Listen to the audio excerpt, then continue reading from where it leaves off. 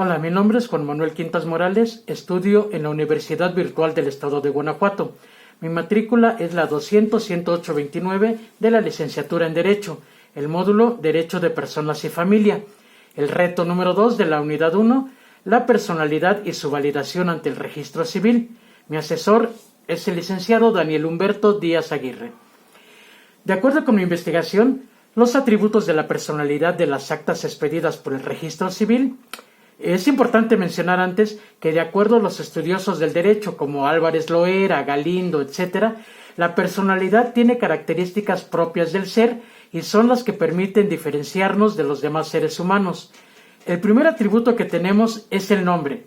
Es el atributo de la personalidad que permite tanto la identificación de las personas como su diferenciación de acuerdo a otra, con la finalidad que tengan derechos y obligaciones, y se compone con el nombre propio y apellidos. El nombre de las personas físicas se adquiere por el reconocimiento de los padres y se legaliza con el acta de nacimiento y su inscripción ante el registro civil. El nombre propio va acompañado de los apellidos, que nos sirve para saber el lazo sanguíneo y el vínculo con los padres, y generalmente va con el primer apellido, que sería el apellido paterno. Es relevante mencionar que el nombre de las personas puede corregirse por errores ortográficos y cuando se rectifican las actas de nacimiento. De igual forma, pueden cambiar el nombre o reasignación cuando se cambia de género. Las vías a través por las cuales se realizan estos movimientos son por la vía administrativa ante el registro civil o por la vía jurídica ante un juez de materia familiar. Y esto tiene como sustento el artículo 20 al 23A del Código Civil del Estado de Guanajuato. Un ejemplo de ello son las actas de nacimiento registradas ante el registro civil. El segundo atributo es el de domicilio. Conforme con el Código Civil del Estado de Guanajuato, en el artículo 28, señala que el domicilio de una persona física es el lugar donde reside, con el propósito de establecerse en él. A falta de este, el lugar que tiene como principal asiento de sus negocios, y a falta de ambos, es el lugar donde se halle. El ejemplo son las actas de rectificación de nombre o lugar de nacimiento. Otro atributo es el estado civil, el cual solo aplica para personas físicas, atributo mediante el cual la persona trata de mostrar su estatus jurídico frente a la sociedad, frente al Estado o frente a la nación.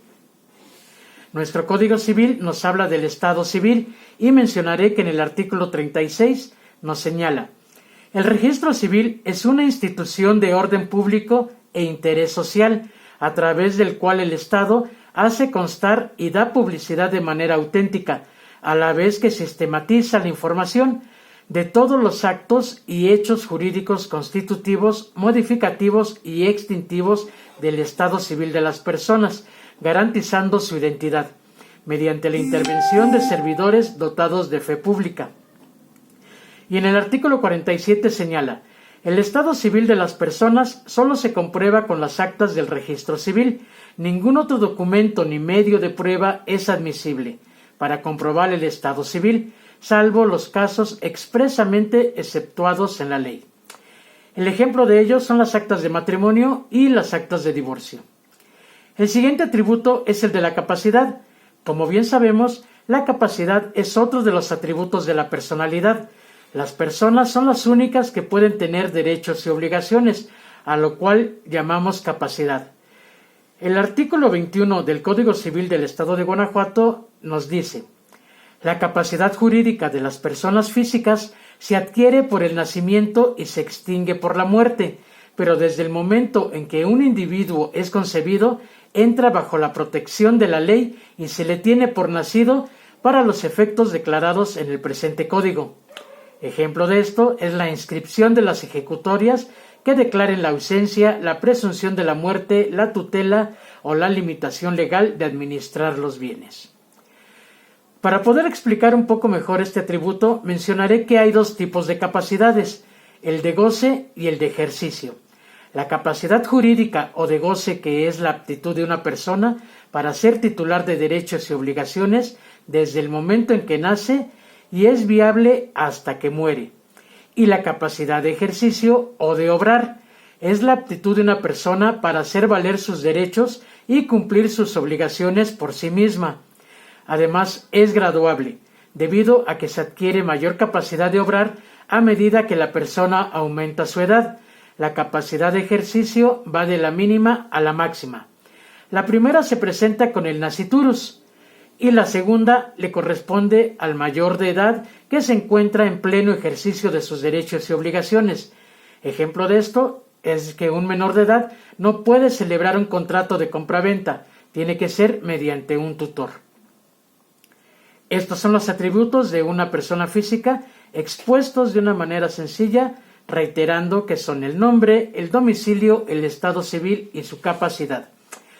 Por último, voy a añadir que otro tipo de personas son las personas morales, y podemos señalar como ejemplo las naciones, los sindicatos, los ejidos, las asociaciones, entre otras.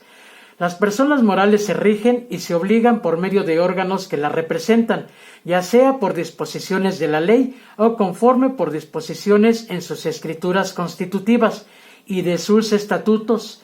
Estas se rigen bajo la ley de sociedades mercantiles. Sin embargo, podemos decir que los atributos de este tipo de personas son similares a los ya expuestos y con sus aspectos muy particulares dependiendo siendo del grupo que sea. Muchas gracias.